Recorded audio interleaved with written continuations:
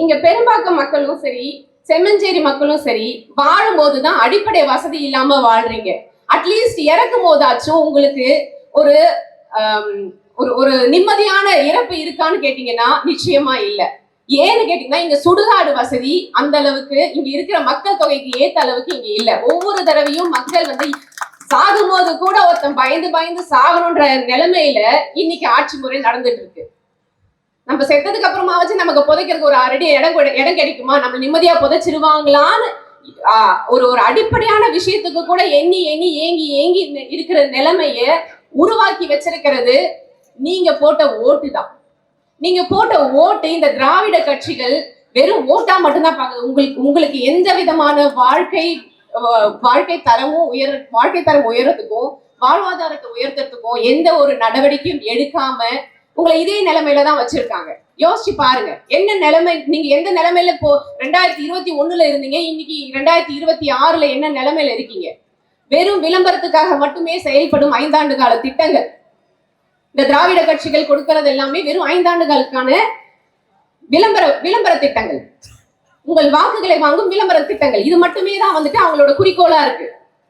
4.5 வருஷம் சும்மா இருந்திருவாங்க, மீதி 6 மாசத்துல எல்லாத்தையும் துறப்பாங்க. இதுதான் விளம்பரம். உங்களுக்கு பரிசு பொருளை கொடுத்து கொடுத்து ஏமாத்திக்கிட்டு இருக்காங்க.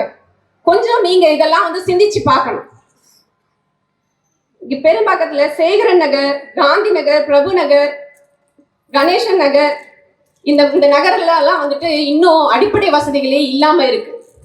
சாலை வசதி இல்ல, குடிநீர் இல்ல, மின் விளக்குகள் இல்ல, குப்பை மேலாண்மை ரொம்ப குறைபாடு இருக்கு. இதை எல்லாத்தையும் இந்த அடிப்படை வசதிகள் அனைத்தையும் நாம் தமிழர் கட்சி நிறைவேற்றும். கண்டிப்பாக ஆட்சி அமைந்ததும் அடிப்படை வசதிகளுக்கு முன்னுரிமை கொடுத்து அடிப்படை வசதிகளை சரி செஞ்சு கொடுப்போம். மேலும் இந்த பகுதியில விளையாட்டு திடல்கள், குழந்தைகளுக்கான பூங்கா, நூலகம், இந்த மாதிரியான அடிப்படை தேவைகளை நாம் தமிழர் கட்சி பூர்த்தி செய்யும். அது கண்டிப்பா நடக்கும். நீங்க மனசு வச்சு வாக்களிக்கும் போது உங்களுக்கான மாற்றத்தை நாங்கள் உருவாக்கி கொடுப்போம்னு நம்பிக்கை கொடுக்கிறோம். அடுத்ததா இப்ப ரீசெண்டா நிறைய கொலை பாலியல் வன்கொடுமைகள் எல்லாம் கேட்டுட்டு இருக்கோம். இதை பத்தி எல்லாம் டெய்லி நியூஸ்ல இதுதான் வருது. 2 வயசு குழந்தை, 3 வயசு குழந்தை, 7 வயசு குழந்தை, 14 வயசு பொண்ணு, 20 வயசு பொண்ணு, 60 வயசு பாட்டிங்க வரைக்கும் பாலியல் வன்கொடுமைக்கு ஆளாகிறாங்க. இதுதான் வளர்ச்சியா? இதுதான் வந்துட்டு நீங்க எங்களுக்காக கொடுக்கிற பாதுகாப்பு திட்டமா? நாடு எங்க போயிட்டு இருக்கு? நாசமா போயிட்டு இருக்குங்க. பயமா இருக்கு. வீட்டை விட்டு வெளியே போக. மகளிர் இன்னைக்கு எங்கேயாவது வெளியே தைரியமா நடமாட முடியும்ன்ற நிலைமை இருக்கா? எப்படி வந்து எந்த சூழ்நிலையில நாங்க வந்து பாதிப்புக்கு உள்ளாகும்னே தெரிய மாட்டேங்குது. அன்னைக்கு சொல்லி வச்சாங்க, நைட்டு 12 மணிக்கு என்னைக்கு மகளிர் வந்து தனியா நைட்ல வந்து தன்னந்தனியே போக முடியும், அன்னைக்குதான் இந்தியாவுக்கு சுதந்திரம் கிடைச்சதுன்னு காந்தி சொல்லி இருந்தார் இல்லையா? அந்த காலத்துல காலையில 6 மணில இருந்து நைட்டு 7 மணி வரைக்குமாச்சும் பெண்கள் சுதந்திரமா நடமாட முடிஞ்சது. இன்னைக்கு நைட்டு 10-12 மணியை விடுங்க, பகல் 12 மணிக்கு எங்களால நிரந்தரமா நிம்மதியா சுத்த முடியுதா? வெளியே வர முடியுதா? வீட்டை விட்டு பெண்களை விடுங்க, குழந்தைகள் வெளியே தெருவில் நிம்மதியா விளையாட முடியுதா? எவ்வளவு மோசமான ஒரு சமூகத்துல நாங்க வாழ்ந்துட்டு இருக்கோம் பாருங்க. இன்னைக்கு 2026 சுதந்திரம் அடைஞ்சு எவ்வளவு வருஷமாகுது. இன்னமும் நாங்க வந்து எங்களோட பாதுகாப்புக்காக வந்து என்ன சொல்றது, பாதுகாப்பை தேடிக்கிட்டு இருக்கோம். யார் நமக்கு பாதுகாப்பா இருப்பாங்கன்ற மாதிரி தேடிக்கிட்டு இருக்கோம். ஒரு பாதுகாப்பற்ற ஒரு சமூகத்துல வாழ அசிங்கமா இருக்கு, அவமானமா இருக்கு. இதுக்கெல்லாம் எங்க இருந்து ஆரம்பிக்குது? இதெல்லாம் இந்த பிரச்சனைகள் எங்க இருந்து ஆரம்பிக்குது? மதுக்கடை, போதைப் பொருள், இந்த 2 விஷயமும் இதுதான் வேறு. இங்க நடக்கிற எல்லா கொலை, பாலியல் வன்கொடுமை, இது எல்லாத்துக்குமே வேறா இருக்கிறது இந்த 2 விஷயமும். நாம் தமிழர் கட்சி ஆட்சிக்கு வந்த அடுத்த நிமிஷம் அண்ணன் போடுற கையெழுத்து மதுக்கடையை ஒழிக்கிறதோ இந்த போதைப் பொருளை ஒழிக்கிறதுமா தான் இருக்கும். எத்தனை குடும்பங்கள் இதனால பாதிக்கப்படுது? மகளிர் எல்லாம் சந்தோஷமா இருக்கீங்களா உங்க குடும்பத்தோட? உங்க வீட்டுல ஆம்பளைங்க சம்பாதிச்சு கொண்டு வர காசு உங்களுக்கு முழுசா கிடைக்குதா? கிடையாது. அப்படியே வந்துட்டு கொண்டு போய் மதுக்கடையில தான் கொட்டுறாங்க. இது என்ன மாதிரியான ஆட்சி? என்ன மாதிரியான சமூகத்தை உருவாக்கிட்டு இருக்கீங்க? திமுகவை கேட்கிறேன். நீங்க ஆட்சிக்கு வந்து இந்த 5 ஆண்டு காலத்துல 2080 பாலியல் வன்கொடுமைகள் நடந்திருக்கு. இதுக்கு என்ன சொல்ல போறீங்க? என்ன பதில் வச்சிருக்கீங்க?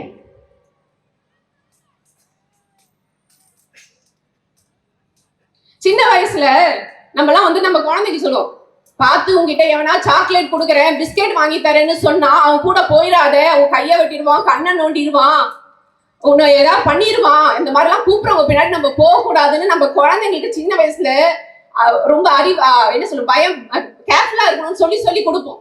ஆனா இன்னைக்கு நீங்க எல்லாம் வளர்ந்துருக்கீங்க. மக்கள் உங்கள்கிட்ட நான் கேட்கிறேன், சின்ன வயசுல உங்களுக்கு உங்க பிள்ளைகளுக்கு சொல்லி கொடுக்குற அறிவுரை உங்கள்கிட்ட எங்க போச்சு? உங்களுக்கு ஒருத்தர் இலவசமா இதை தரேன், அதை தரேன், அப்படி தரேன், இப்படி தரேன் சொல்றவங்க பின்னாடி தானே நீங்க எல்லாம் போறீங்க. என்னைக்காச்சும் யோசிச்சு பாத்தீங்களா? ஒருத்தர் நமக்கு இலவசமா ஏதாவது கொடுக்கறனா அதுக்கு பின்னாடி ஏதோ ஒரு சூழ்ச்சி இருக்கும், நீங்க யோசிச்சு பார்க்க மாட்டீங்களா? இலவசம் இலவசம் எவன் சொன்னாலும் அவன் பின்னாடி போகிறத முதல்ல நிறுத்துங்க. நம்ம ஒரு துணி கடைக்கு போனா ஒரு 500 ரூபாய் சேல் எடுக்கிறதுக்கும் 1000 ரூபாய் சேல் எடுத்துக்கிறதுக்கும் எவ்வளவு நேரம் தேடுறோம். இந்த கலர் நல்லா இருக்கா, அந்த டிசைன் நல்லா இருக்கா, எவ்வளவு தேடுறோம் நம்ம பொம்பளைங்க. ஒரு காய்கறி வாங்கணும்னா அந்த காய்கறி ஒருவேளை சமைக்கிறதுக்கு நம்ம எவ்வளவு எக்ஸாமின் பண்றோம். இந்த தக்காளி நல்லா இருக்கா, வெண்டைக்காய் நல்லா இருக்கா, பிஞ்சா இருக்கா அப்படின்னு பார்த்து பார்த்து வாங்குறோமே. ஒருவேளை சாப்பாட்டுக்கு அவ்வளவு யோசிக்கிற நம்ம 5 ஆண்டு காலத்துக்கு நம்ம தமிழ்நாட்டை ஒருத்த கையில கொடுக்க போறோம் அப்படின்னா அந்த தலைவர் எப்படிப்பட்ட தலைவரா இருக்கணும், அந்த ஆட்சி எப்படிப்பட்ட ஆட்சியா இருக்கணும்? உண்மையிலே அவங்க மக்களுக்காக சிந்திப்பாங்களா, செயல்படுவாங்களான்னு யோசிக்க வேண்டாமா? கொஞ்சம் யோசிச்சு பார்த்து நீங்க ஓட்டு போடும்போது ஒரு செகண்ட் யோசிங்க. இதுல உங்களோட வாழ்க்கை மட்டும் இல்ல, உங்களுடைய அடுத்த தலைமுறை வாழ்க்கையும் இருக்கு, உங்களோட குழந்தைகளோட வாழ்க்கையும் இருக்கு. எந்த ஒரு தலைவர் 50 ஆண்டுகளுக்கு யோசிச்சு ஒரு திட்டத்தை கொண்டு வராங்களோ அவரே சிறந்த தலைவர், அவரே மக்களுக்காக யோசிக்கிறாருன்னு அர்த்தம்.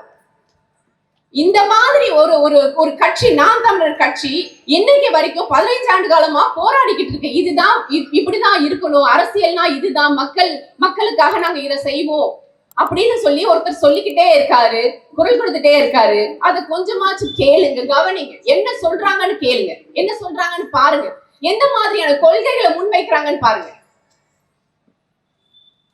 உங்க எல்லார்கிட்டயுமே சொல்றது ஒண்ணுதான், நாம் தமிழர் கட்சி மட்டுமே மாற்றத்திற்கான கட்சி, மக்களுக்கான கட்சி.